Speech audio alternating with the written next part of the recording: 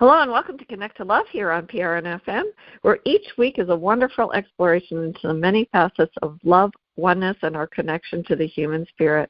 I'm Lisa LaRose, and I'm joined by the incredible Michael J. Russ. I'm so glad you're here, Michael. It's going to be a fun exploration today. How are you? It always is. I'm great, and it always is. And I love it. Every time we get involved, we start talking and things just start coming out. And we hopefully are impacting our people here on listening to us here on PRN-FM. I'm really, really happy to be engaged with the conversation today. This is going to be really cool and expansive, in my view. As am I. And you always come up with so many wonderful ideas. And last week we spoke about love, when you know, you know. And we explored the power of the intuitive heart and our truth and knowing what we know. So what do you do with that? Once you know, what do you do with that? And it's a little challenging sometimes. There's a lot of different global changes going on, and it's easy for us to feel lost and distracted and sort of like a boat being tossed by the waves. And it's really the waves of change. But when we're in that midst of whatever it is, we sometimes search outside ourselves for a map or a destination, and we don't really know how to take the next step in charting the course of our lives. And so Michael and I have been tuning into a lot of different discussions, and there seems to be a current theme, and that is using love as our guiding intelligence, sort of like a compass and our map. And I think that as the world is experiencing all of this transformation, it really truly is easy to feel disoriented, even in your daily life. It doesn't even have to be on a global scale. And so if we're sort of adrift at sea, how do we remember that we have this map, this internal compass, and the power to steer our own course? And I think a lot of that has to do with anchoring back into source, tuning into that love intelligence, and expanding our intuitive awareness so that we discover that we're never truly lost. I'd love to hear your thoughts on it, Michael. It's a powerful, fun topic, and I'm looking forward to seeing where we go with this one, where the map takes us. I like it. Guiding intelligence, using love as guiding intelligence. I think it's a brilliant statement because really it's something vastly different than what's going on right now in the world at large. I mean, really in most people's lives. They're not thinking about love as a guide, as a guiding intelligence, or the heart as source intelligence. You know, we use our minds, we use our brains, and we've been taught to use our brains to think and to create and to come up with things. But really, if we've discerned nothing in these conversations over the past couple of years, I hope that our audience is now understanding that the brain is just an instrument. The real magic is in your heart. That's where the real magic is. And that's where the real magic happens for you in your life.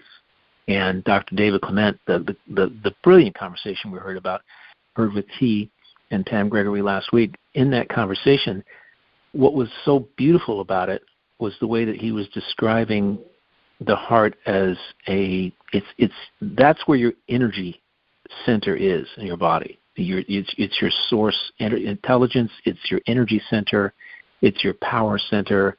The head is just going along for the ride. And it may be, doing some calculations here and there, but it doesn't create. All the creativity is in the heart.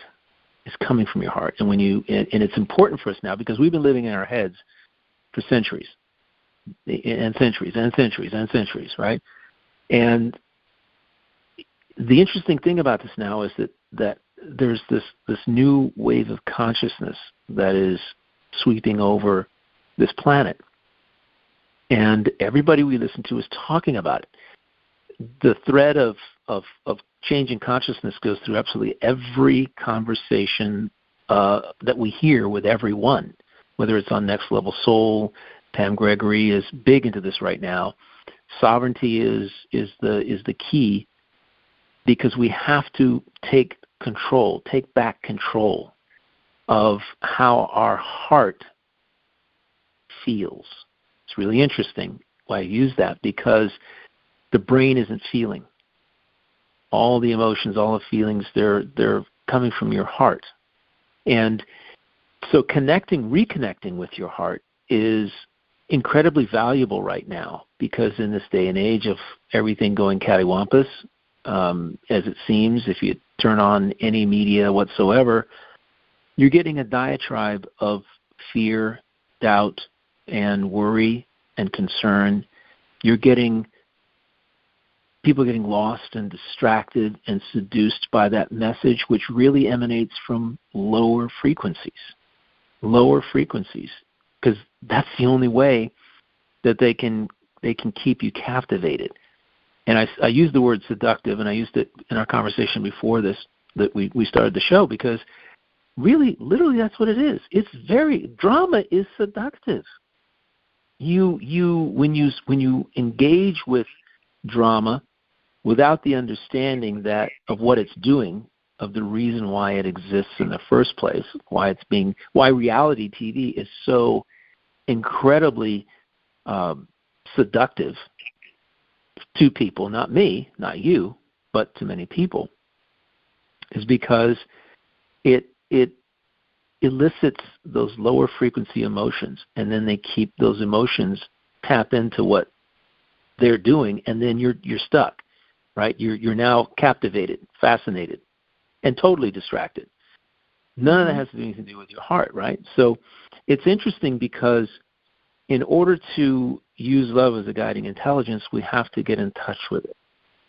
I know for me, this week, since we had last week's show with You Know about love, I have taken it upon myself to, with deep intention, sit quietly and focus on my heart and my relationship with my heart.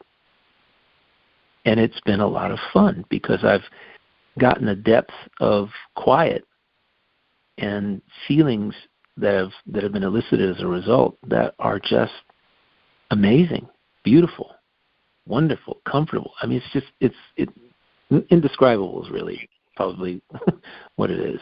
And that's the beauty of being able to connect with your heart, right? So charting your own course, in my view, kind of begins with setting the intention to connect with the source intelligence of your heart that actually is the fastest way of helping you chart your own course.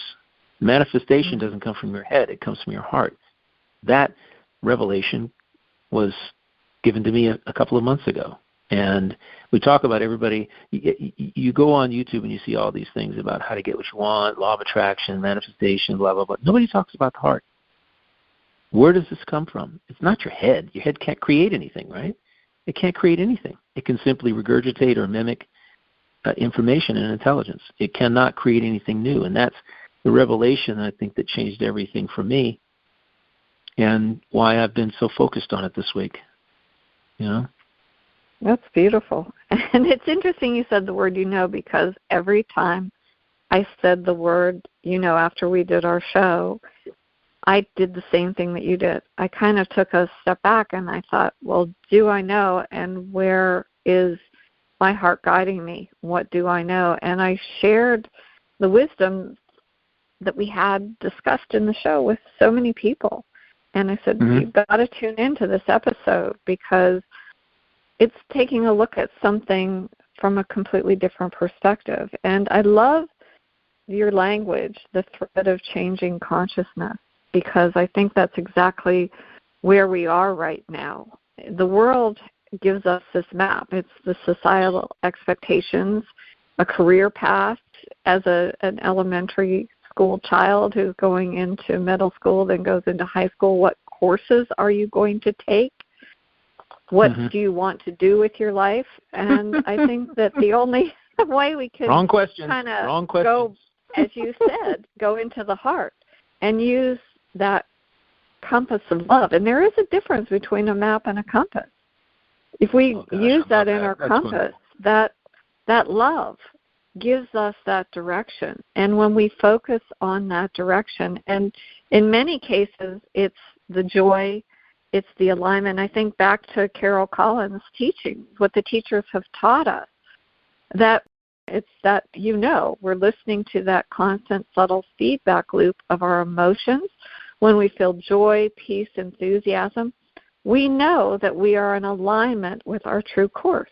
Anything that takes us off of that is no longer aligned with our purpose and our highest passion. And so in recognizing that, and, I was thinking when you had spoken about wanting to utilize this idea of charting our own course, and if we look at that metaphor of navigation, so maybe perhaps the map represents not only what other people are laying out for us, but perhaps it's even our soul's blueprint, our values, our desires, what truth it is. And then we have that love intelligence that always points us home, always points us to source. And so what you did this week is so beautiful, Michael, going in and asking yourself, what would love do?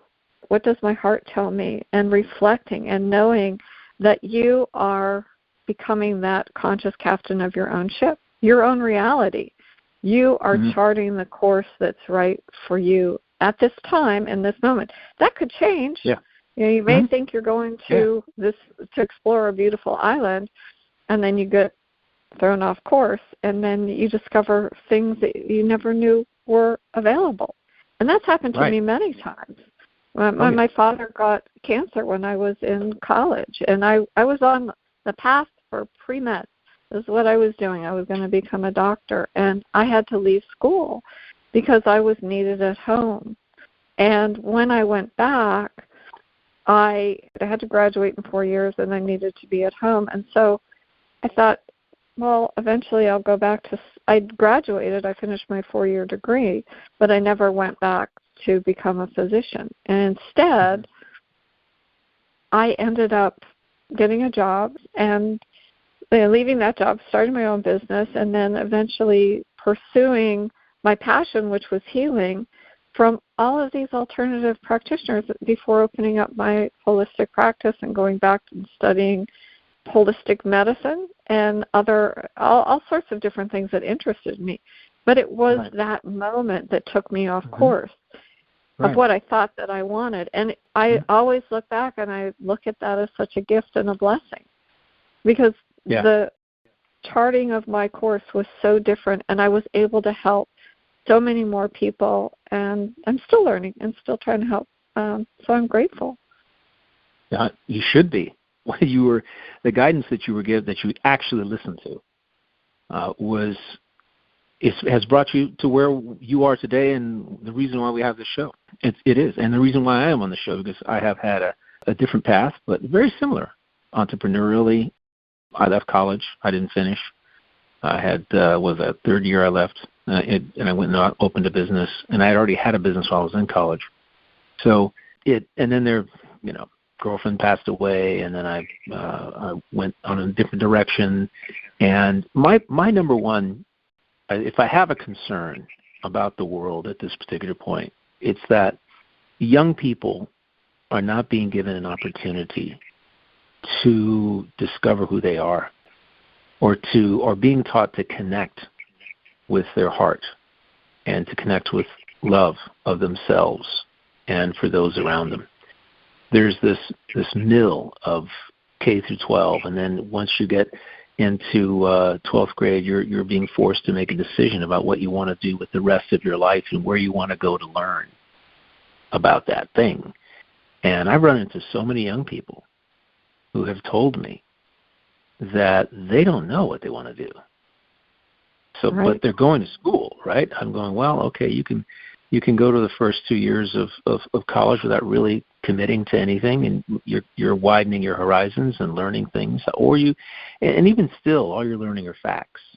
That's all you're learning, are facts that you regurgitate. In terms of becoming a better human being, I'm not quite certain that any of that is happening. How to be a loving human being, an empathetic, a compassionate soul. None of that is really happening. It's more about the institutionalization of people. And so I had the benefit, just like you did, of moving around a lot and living in different places. And I was exposed to different cultures, especially cultures in the East, in Taiwan and the Philippines and Thailand and Malaysia and all these places, Japan. And I was able to absorb the differences in those cultures and the culture we have here in the United States. And I was able to, because of that, grow up much more quickly than my peers. I was doing things at 12 years of age that parents wouldn't allow their kids to even conceive until they were like 18 to 20, at least 18. It wasn't doing anything bad. I wasn't doing anything. I was just given a lot of responsibility by my mother and father, and I accepted that responsibility and adhered to it. I kept myself accountable, and they trusted in us to be able to go out and be good human beings, good people. And so something that today, because of the fear, the mass fear that is propagated by media, because every time you turn it on, all they're talking about is death and destruction. And they leave this little wonderful bit of, at the ending, you'll always see a wonderful, heartwarming story. And my point is, why didn't you lead with that and then continue with that from the beginning? Well, it's pretty simple. When people feel good, they're not interested in watching. They're interested in doing something else, like enjoying their life, right? Getting together with family, communing with their friends and neighbors. When they turn the news on, they know that you're not going to hang around if they're talking about love and kindness and forgiveness and the wonderful things that are going on in this world. People owning their own sovereignty. No, those stories don't work. And that's the way it is with media. That's why social media has blown up. It's blown up, and it's as far away in the vast majority of social media is as far away from love and kindness and compassion as you can possibly get. There are wonderful stories, mind you. There are wonderful things that get put on there about people, wonderful stories of people, things of that nature. It's a place to share. It's where everybody gets to create their own news. The unfortunate thing is that when people are left to their own devices, generally they tend to the negative. And because, in my view, we have a victim consciousness that is very prevalent. And when you connect with your heart and you assume complete responsibility and accountability of your own sovereignty, that all changes. You don't see yourself as a victim because you understand that you're the one creating your reality. You're the one allowing things into your head, and things are coming out of your head. You make yourself accountable when you decide, hey, I'm a sovereign being. We've talked about it before. You're the ruler of your mind, your body, and your spirit, not something externally. And that's the key. We spend a lot of time allowing the external circumstances to dictate how we feel, what we're thinking, and the actions and responses that we have to life. And when we go inside to our own guiding intelligence, as you put it, which is a wonderful way to put it, we know that it's not what's external that dictates how we feel and where we go, what we do, and how we create our lives. It's within us. Our heart connection is what we use to guide us, to intelligently guide us, and to intelligently weave through this world that is being thrust upon us that a lot of people are benefiting from, a few people are benefiting from greatly, which is that huge divide between have and have not. And I was telling somebody the other day, a young man, I said, understand, you're the one who decides how you feel, not that young lady you're crying over. You're the one who decides how you feel. And if you don't learn to take control of the way that you interact with external circumstances, then external circumstances will take control of you. That's simple. And he got it. It was interesting. At 17, he got it. I was blown away by it. No, that's fantastic.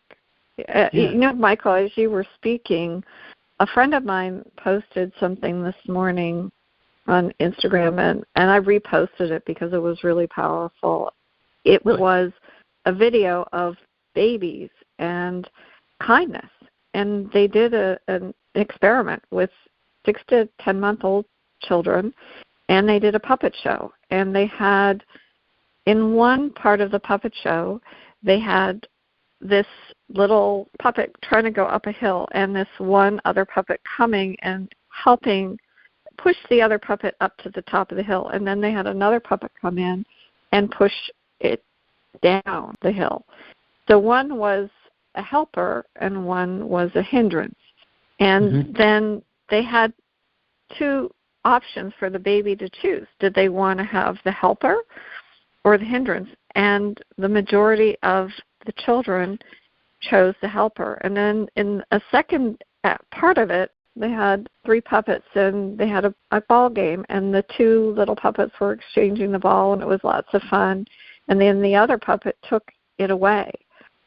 And again, when the children had an opportunity to choose, they always chose the kinder one. And what they recognized was that kindness is innate in us. It is part of who we are, which it's, so they would rather, they looked at the way they gazed, and they wanted kindness over cruelty, good over bad. So they weren't just instincts. This is the way that we are. And I think that a lot of what we see and that we're shown, you're exactly right. There's so much external chaos, but when we go back to that inner guidance and we tune into that sovereignty or the truth of who we are, that love intelligence, we're given this clarity.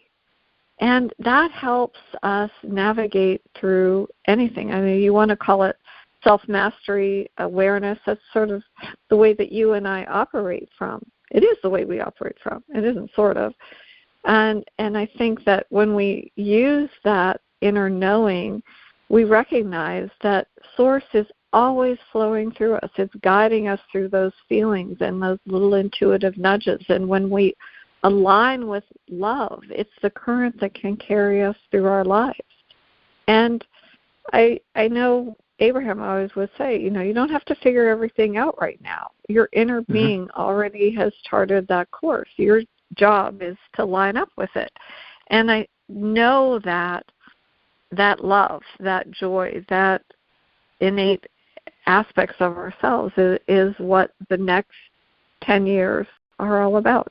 It's creating something new.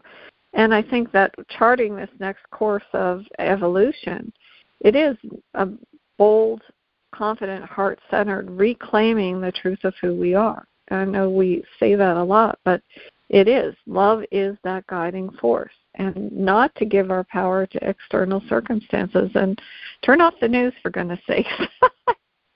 I mean, there is lots of, as you said, there are positive things, but it's nothing that I really want to plan. And so, and there's lots of different ways. I mean, I know for myself, when I want to tune into my inner compass, what is love going to point me towards today?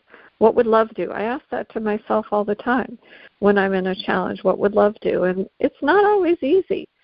And as Dr. Clemens said, when you have that heart intelligence working for you, breathe into that heart space, whatever that looks like. Fill your heart. Close your eyes. If you need to have an analogy, go back to the Grinch who stole Christmas.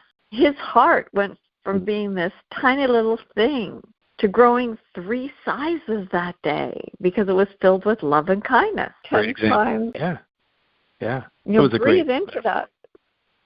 Well, thank you.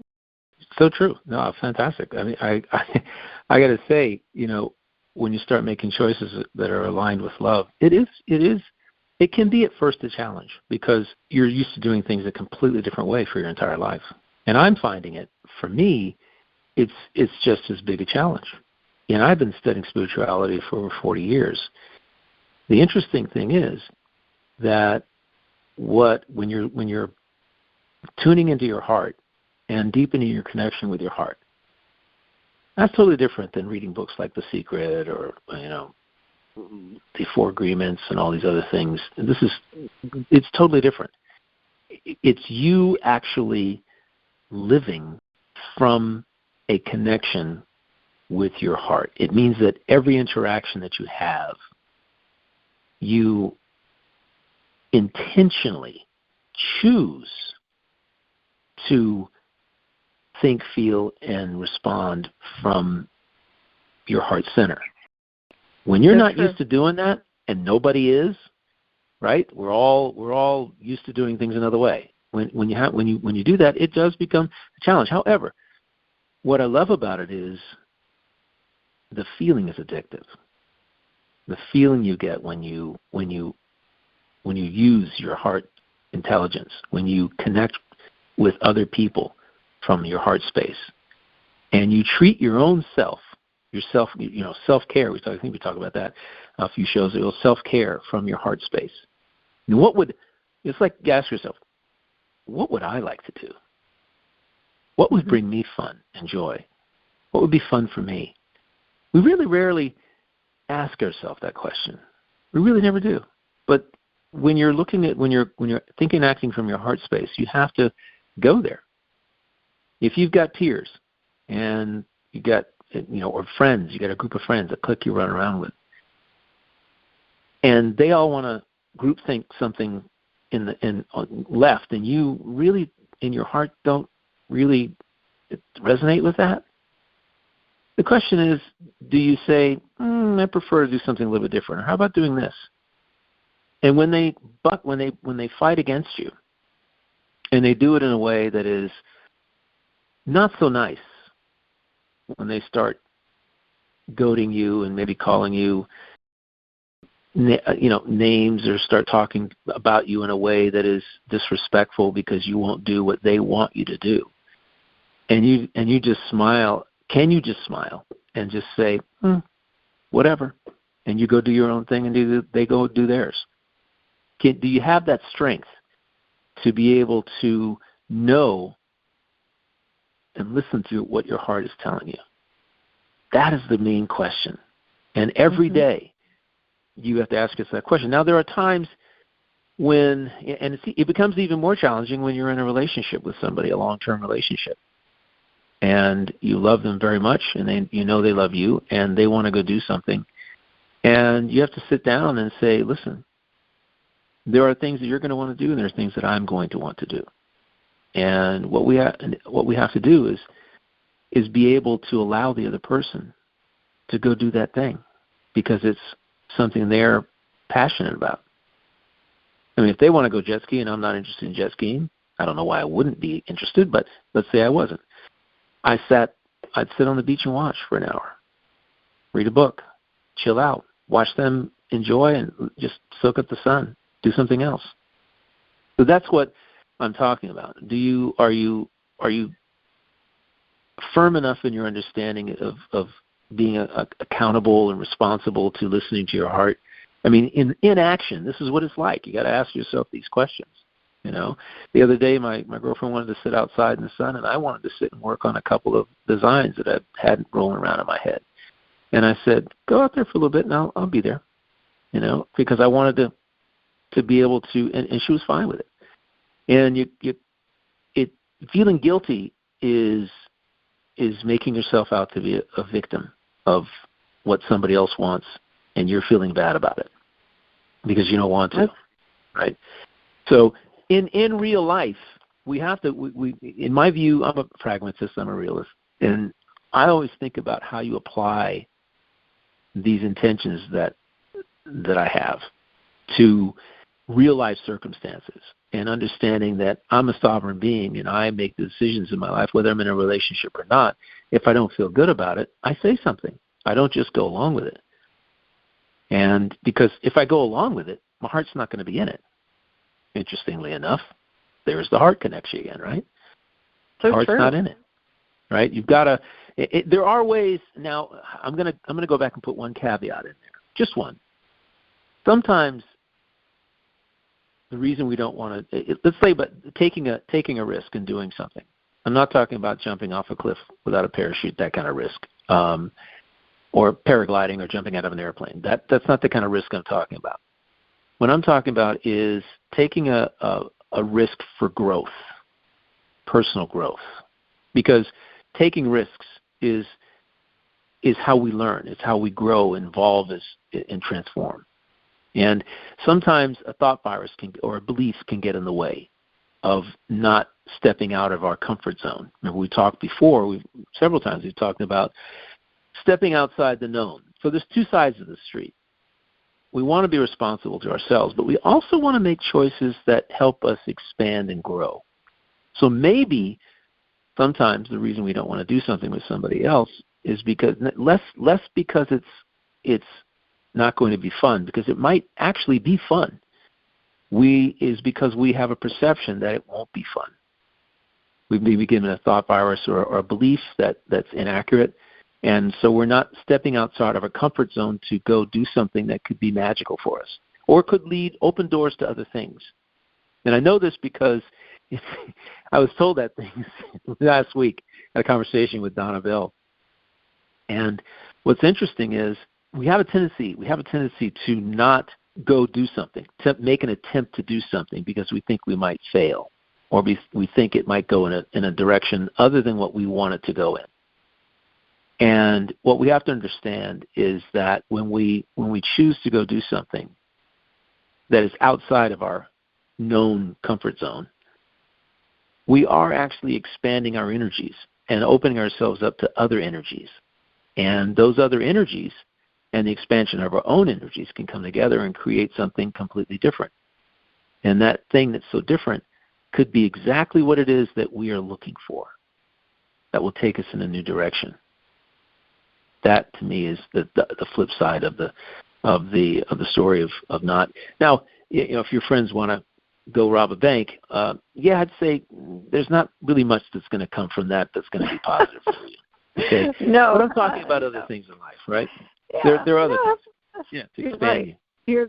You're totally right, Michael. And I'm glad that you brought that up, because it reminded me of Sarah Blakely, the founder of Spanx. When she would come home from school, her dad would say, "What did you fail at today?"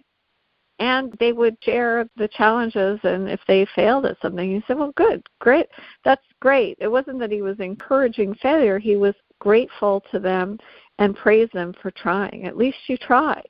And that was sort of what inspired her to be able to have the courage to pursue the things that she did. And so we have to remind ourselves of that. I think oftentimes we will have resistance. It's fear, or sometimes it's pain, and it's like dragging this anchor. I don't know that I could overcome this. When I was younger, I got hit by a softball, and I just, every chance I had, I just went to the end of the line in gym class, so I didn't have to be put back. And it was a fear until my father brought home a green, it's funny because it was a green baseball bat, not even like it was, I don't know, it was made of plastic or something, and he would have us hit balls, and I was okay with that. But it took me a very long time, and maybe it was because I moved so much that but it became a very valid fear, and to some people it may seem silly, but it was something that I had to sort of forgive myself, let go of that anchor, and then sort of trust that I could do that. And when I did, I allowed that experience, I felt lighter. And I no longer sort of felt dragged down. And I think a lot of times, whatever it is in the day, maybe we just need to check in with ourselves. Am I directing my course from love, or am I reacting from fear? And so many times that fear is just a perception, that when we sort of change that focus, we can become more secure and allowing those doors to open. And so many times, when I look back on in my life, if I had chosen to keep the door closed. Now, I was never fond of dodgeball, but there was a lot of other things I enjoyed. I had never played soccer because we moved a lot when I took it up. It was something that I really found that I loved. And I ran track in high school, and I was a hurdler. And why was I a hurdler? Because having those obstacles up in front of me, I had to lift my leg or I had to take them down with me. And I had been a dancer, and it was like, okay, I can jump. And I found out that I was actually a pretty good hurdler. And I ended up going to states. It was lots of fun. I mean, it was, but every year at the beginning of track season, you'd look at those hurdles and think, I don't know, and you'd run up to them, and sometimes you'd stop. I don't think I can go over it. And then you go back and you go start, and then you get your footing and your patterning in, and you next thing you know, it's like 1, 2, 3, lift. 1, 2, 3, lift. Just go. And I think that's sort of what it is when we're charting this course. It's like, okay, here's the mountain. Are we going to go around it? Are we going to go up over it? Is there a tunnel? Can we go through it? We've got to sort of look at all of those things that impact us on that journey. True. I'll tell you this wonderful story, by the way, that like you, when I was born nearsighted. However, we moved so much, couldn't figure it out. The military doctors didn't really catch it till I was like 7. I was in Taiwan. My dad was the coach of the fast pitch baseball team, right? We're playing Little League. And every time the pitcher, I was standing at the plate looking at the ball, and every time the pitcher threw the ball, it looked like it was bigger than, like it looked like it was a volleyball. Wow. Right? Because I couldn't see the thing. And I'd jump out of the way because I thought it was going to hit me. And my dad was going, what are you jumping out of the way for? Why do you keep jumping out of the way? And I said, because it looks like it's going to hit me. And he says, that ball's not going to hit you. And a year or so later, they tested me and found out that I couldn't see. I was also not doing well in school because I was sitting in the back of the class and I couldn't see the board. I couldn't see the board very clearly. And so to read what the teacher was writing. And so we lived in a neighborhood that had the elementary school in Taiwan. And so I got glasses, and I remember the first day I got the glasses. We lived in some cinder block houses over there with flat roofs on top, with gravel. And because typhoons come through there all the time, a couple of years. And those are the most sturdy buildings. And so the whole neighborhood was these single-story cinder block houses with flat roofs with gravel on them. And there was an overhang over the front door to basically keep the rain from falling on you when you stood at the front door. And I went up there after I got my pair of glasses. I kicked my feet. I sat on the edge, kicked my feet over the edge, and put my glasses on. And I said, wow, this is what the neighborhood really looks like. Because everything was so clear. Everything was in focus. It was an astounding thing to me. Now, I must say that even though I did get the glasses, because I did jump out of the way of the ball, I didn't learn at an early age how to interact with something fast coming at me. So it was probably my late 30s before I turned down every opportunity to join a softball team. And any kind of softball team. I understand. Oh yeah, I just couldn't do it because I had this concern, this fear of the ball, the ball coming at me, and my hand-eye coordination wasn't really developed. Until actually one day I said yes. I said, but I'm not playing first base. I'll play the outfield. And I'm not playing first base. You sound like me. Or second base. Nobody's throwing that thing at me really fast, and I have to catch it, right? And so I did. I played outfield, and I very much enjoyed it. And what I had to do was really, really focus on the ball. If it was a fly ball, a ball was coming up in the air, I had to really focus on it. It wasn't coming at me super fast, but I could throw it to people. However, I was able to kind of get over it. And story number 2 is I was in Colorado Springs, and up to that particular point, my dad and brother and I, we used to go fishing. And we had some fresh trout. And I was eating the trout, and I had it was probably a 3/4 inch bone, little fine bone that almost started to get stuck in my throat, and I got scared because I was like, oh my God, this thing went down sideways, right? And after that point, I was like, what was I? I was 11 years old. I didn't eat fish again until I was about 34 years old, and I had a piece of salmon. But it took me that long to get over. And the only reason I eat salmon was because salmon is big boned. And I still, to this day, don't eat small bone fish. To this day, I don't eat it, right? So, there are things that happen to us, long story short, that when we were younger, that shape our perceptions, and they become the known. The known is I'm going to choke on a bone. The known is that if somebody throws a fastball at me, I'll be able to catch it and it'll hit me in a place that'll hurt me, right? Face, shoulder, whatever. And so we have these, and I was able to kind of break through both of them in a way. But we have these things that become knowns to us and that we do not want to step outside of. And they're not dangerous things. It's just things that have perceptions that we've adopted based on experiences in our life. And the important thing is to step outside of them. We grow when we step outside of them, because from the softball there was obviously a team atmosphere, and it's fun. Other people, you get to connect with other people who are on the other team, and there's other connections that get made. And there's all kinds of things that occur from stepping out of it. You can't be a hermit your entire life. But that's just a couple of stories about how my perceptions, early perceptions, have shaped our lives. But I want to say one thing. You were talking about kindness and how those two studies of kids, and I love that. I love those examples, because I've said all along, we're born loving, happy, joyous, curious. We are born grateful. We're born into all the higher frequencies. And over time, because of experiences, what we're exposed to, and what people tell us, the thought viruses that we adopt that shape our perceptions, we learn to be otherwise. We learn to be otherwise. They literally drum it out of you.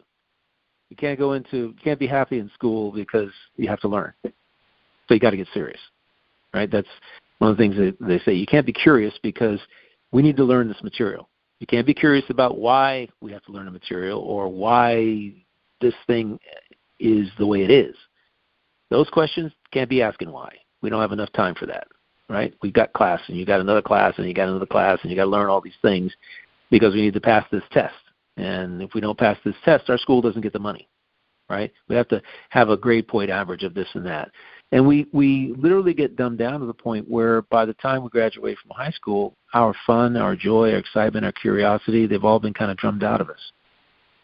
And the beautiful thing I liked about the example that you gave about the woman who started Spanx, and is that her father was someone who encouraged her to see a different side of things, to not see adversity as a problem, but as an opportunity. And that is very rare, and it's very special. And nowadays, parents are working, 2 jobs. Kids are luckily being born fully understanding with a different consciousness. Gen Z and after them are being born with more compassion, more love, thinking from those, and understanding what they do and don't want at an earlier and earlier age. I think it's wonderful. I have great hopes for the future with the generations that are coming up. Gen X, Gen Z, even millennials are even understanding, but the next generation is being born now. Lots of love and lots of joy, and hopefully their parents will allow them to develop and be the whole wonderful, loving, positive frequency, high frequency souls that they're coming in to help humanity. Hopefully they'll not drum that out of them. I think that's a great vision. Yeah, it's a great vision to anchor into, Michael, for sure. And I love Sarah Blakely's dad too, for the exact reason that there was no blame, no shame. Right. And it was, so there was no embarrassment there. And I think that's a big thing. I know for me as a child with that, not wanting to get up at bat. It was embarrassing. Like I'm sure it was for you. You have your father there, and why you not understanding that there was a greater issue, that you actually had a physical challenge with your vision. And I sort of look at Sarah's dad and a lot of the thought leaders and each one of the gifts that every audience member and you and I bring in. We all have wisdom that we share with other people that can help somebody grow. And it's all about this process of co-creation. And that consciousness, the way that it's evolving, the thought field, whatever you want to call it, is really our partner in that co-creation along with our hearts. And it's not about forcing anything. So Sarah's dad didn't say to her, well, you failed at that. Go back tomorrow and succeed at that. It wasn't that. It was about setting an intention that you tried, and now align your energy with another state of being and go forth and try again. And I believe that helps. No, I do. I think that helped elevate her frequency. I mean, they didn't speak about it in those days. Now we're talking about frequency and vibration and alignment. And all the time. There's a lot of information that's being brought forth. And so they're all tools that really can help us harness this extraordinary power within each of us. And we just need to recognize our connection to that source love, that love intelligence. I love that languaging intelligence. True. Because it is, and it's different. And I don't remember how David referred to it. It's not about being smart and being able to perform on a test. Intelligence is something completely different. And it was the emotion and the essence of what drives us, what motivates us, how we follow our passion. It's what brings us forth to where we want to be in the world as we chart our course. I like to think of it as really the magic within us. I think that we have this beautiful creative power. What do we want to create today? Where do we want to direct our journey so that it has meaning and purpose for us, not for somebody else? Not for somebody else. It has to be for ourselves. That's part of the self-mastery. That's part of the self-love. That we chart the course for ourselves based on our highest excitement and highest passion, as Bashar would always say.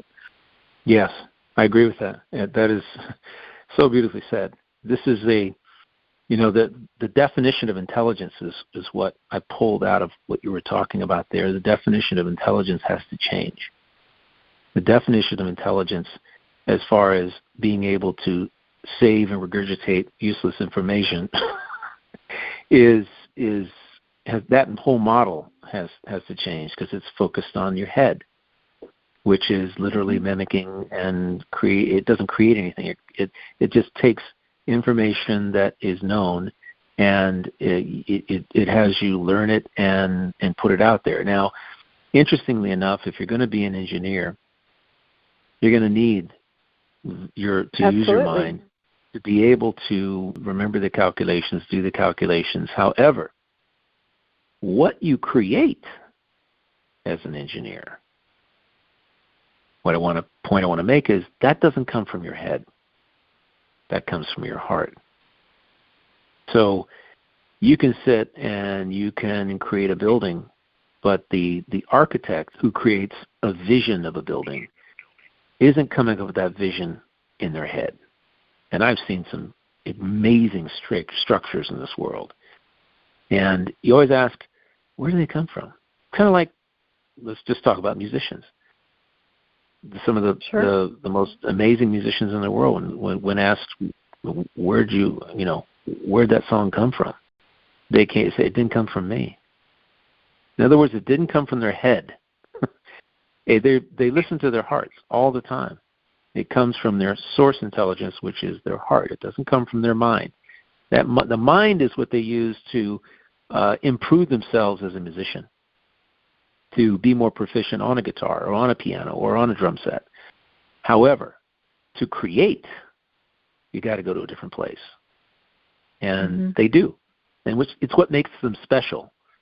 It's what makes them unique as musicians and performers. And understanding that distinction is important if we're talking about listeners here on PRNFM that are into wondering why their life isn't what they want it to be, and they've spent all their life in their head. Here's one of the reasons. Life will change when you shift your intention away from, your head and your brain into the real intelligence that you have, which is your heart source intelligence. Very, very unique. And we haven't talked about how we do it, but I'm going to tell you simply. I just sit down and take about 5 deep breaths and just and close my eyes. I put an eye mask on so that things are completely dark because I'm doing it after the sun's come up. And I just literally put a focus on my heart. That's all I do. Love and think of love. Think of my heart and my being one with my heart, and just let myself go from there. And everything else just tends to fall away. It's a different kind of intention than I might have had in the past, which makes it different. And I like to do different things, attempt different things, and that's how I do it. And my pendulum says it's working. So what can I say? I think it's not important. It's important not to ask, is this working? Just pay attention to the reality and how you feel when you're doing it, when you're done, how you feel throughout your day, and if you find yourself being caught up in your external world and external circumstances, step back and take 3 or 4 deep breaths and find a place to just sit and just close your eyes and refocus on your source intelligence and your heart, and let it guide you through whatever it is. And there's a question we haven't talked about. In the past we have, but this came to me, which is really interesting, in what I've been listening to. I ferreted out this one question. Does this deserve my energy and attention? We have to start asking ourselves that question more and more throughout the day, because we are literally, and I discovered this 20 some odd years ago when I wrote Powerful Sales, a book for salespeople about conserving their energy and being on point, energized and focused and attentive and joyful when they're connecting with other people who they're showing their product and service to. Got to understand that we bleed energy like crazy. We dedicate energy to things that don't matter, things that don't actually do anything for the world or ourselves, for that matter. And when we begin to make choices that throughout the day about whether or not the thing you're engaged with deserves your energy, your focus, your frequency, then we can literally not dedicate that. We can eliminate it and let it go. And when we do that, we feel awesome, number one.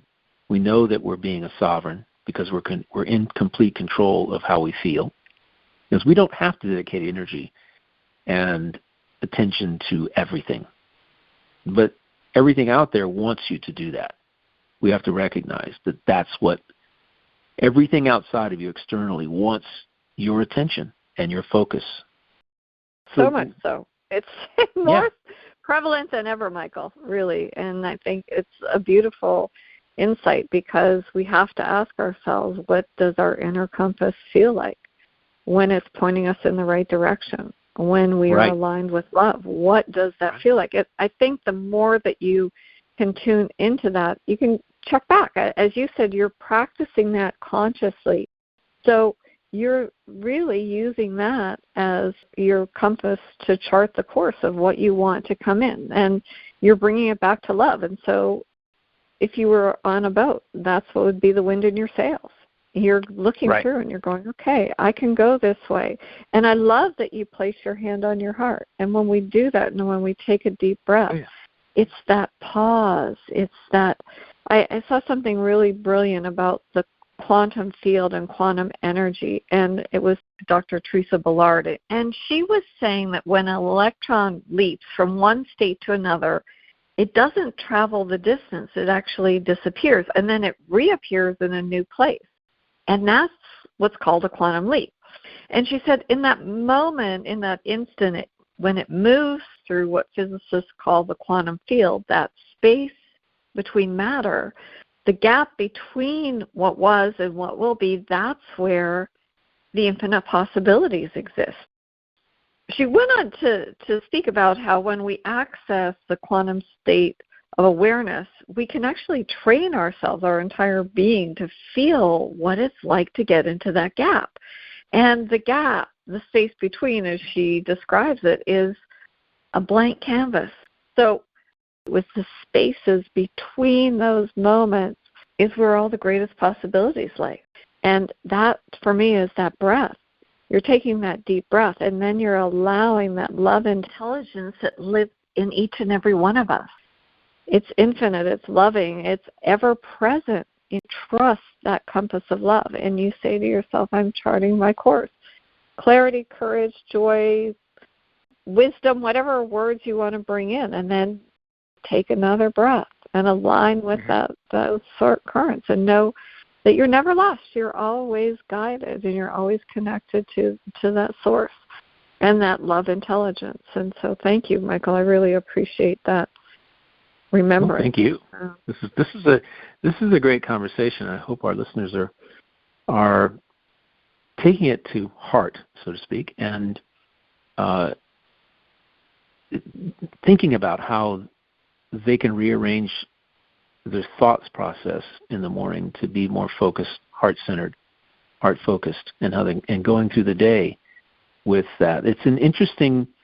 It might start out as an exercise in the beginning. However, it's like anything else, any other kind of exercise that you do, there's a benefit, an ancillary benefit that comes. But beyond that, as you were saying, how do you feel?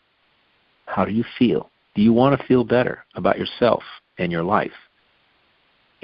There are benefits way beyond just the exercise of sitting quietly. That intelligence that you get from your heart is going to change things for you. It's going to give you a greater array of choices in your life. And we have the free will to choose anything that we want. We're basically saying choose to focus on your heart instead of your head. And by doing that, you'll have other choices that will come up, other opportunities that will present themselves to you. It'll put you back on your true path, which is that connection to your true path is, it's why you're here. Everybody's got a reason why they're here. We're not just, willy-nilly here, whatever, being blown around by the wind. We have some reason why we're here, a connection. Maybe we're repairing a connection. Maybe we're, in general, having an experience that we chose to have. And we have to remember that we choose all kinds of experiences. We do. We choose all kinds of experiences. And in many of those experiences, people will look at them from a point of duality and say, oh, that's positive, that's negative, that's right, that's wrong. But it's your personal experience. You may not think that it's the kind of thing that you might wonder, well, why did I do this? Well, as I like to say, life happens for you, not to you.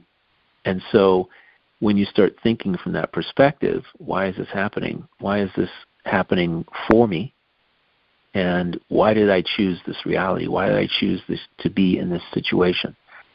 What am I supposed to learn from being here? When you start dealing with life from those questions, now it shifts your perception. And by shifting your perception, you have a completely different experience. So that's what I wanted to kind of close with today. And that's beautiful. Appreciate the and I like to think of is that you're the captain of your own ship. So where does love want you to go now? Thank you, Michael. It's always delightful. I can't wait to see what course we chart for next week. And until then, stay in your heart intelligence and your highest passion and your connection to love, for sure. And thank you. Peace out. Until next time, peace out. Thank you. All right. Ciao.